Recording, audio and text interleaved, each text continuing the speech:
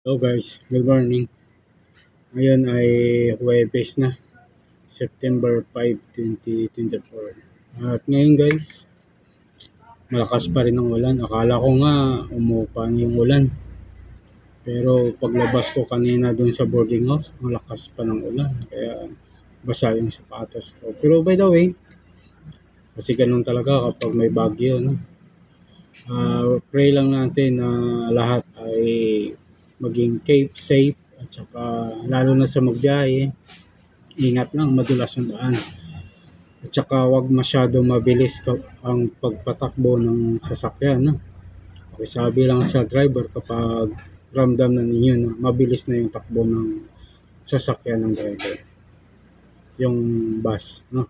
O kaya jeep, o kaya motor, gano'n. At yun guys, yung hugot lines lang. Yung kapag may mga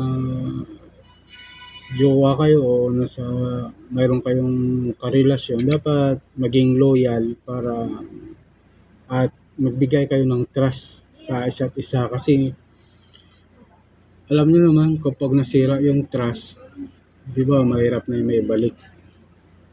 Kaya yun lang guys, no?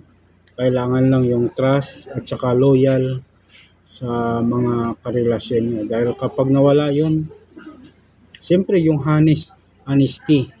Kasi nga may kasabihan tayo na honesty is the best policy. Di ba guys? Ayan. Yun lang guys. Happy Thursday. Babush!